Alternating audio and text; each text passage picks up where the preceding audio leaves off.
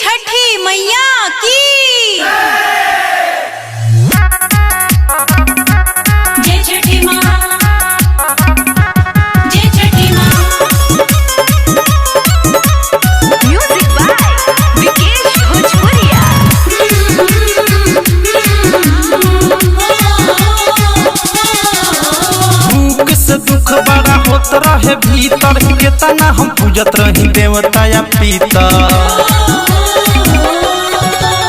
भूख से दुख बड़ा होत रहे भीतर, केतना हम पूजत रही देवता या पितर।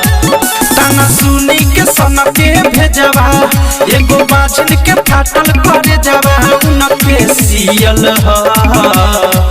झूठ बोलब ना बहिना ये रियल ह, छौरा छठिए माई के दिहल ह। झूठ बोलब ना बहिना ये रियल ह, छौरा छठिए माई के दिहल ह। झूठ बोलब ना बहिना ई रियल हा, छौरा छठी माई के देहल हा।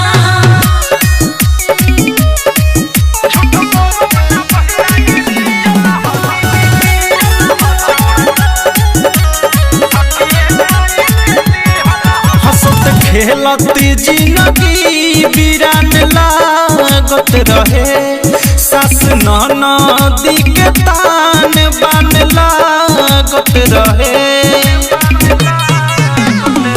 भौजी हम कहली कर छठी के पूजनावा, उनके कृपा से खेली गोदी में ललाना।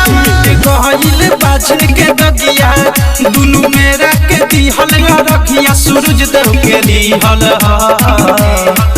झूठ बोलब ना बहिना ये रियल ह, छौरा छठिए माई के दिहल ह। झूठ बोलब ना बहिना ये रियल ह, छौरा छठिए माई के दिहल ह। झूठ बोलब ना बहिना ई रियल हा, छौरा छठी माई के देहल हा। ज्योति रिकॉर्डिंग स्टूडियो घोड़ा सहन महादेवा। म्यूजिक बाय विकेश भोजपुरिया।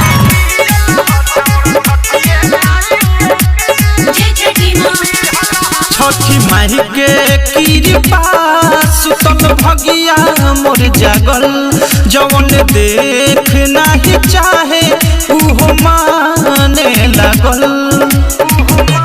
जय छठी माँ।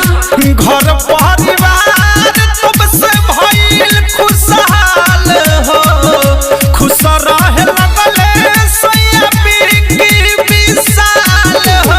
योधेश के भइल प्रोग्राम, सुधीर अनुराग के कइले तम झाम, वही दिन से जियल ह। झूठ बोलब ना बहिना ये रियल ह, छौरा छठिए माई के दिहल ह। झूठ बोलब ना बहिना ये रियल ह, छौरा छठिए माई के दिहल ह। झूठ बोलब ना बहिना ई रियल हा, छौरा छठी माई के देहल हा। भूख से दुख बड़ा होत रहे भीतर, केतना हम पूजत रही देवता या पितर। ताना सुनी के सन के भेजवा, एगो बाछिन के फाटल करे जावा, उनके सियल ह। झूठ बोलब ना बहिना ये रियल ह, छौरा छठिए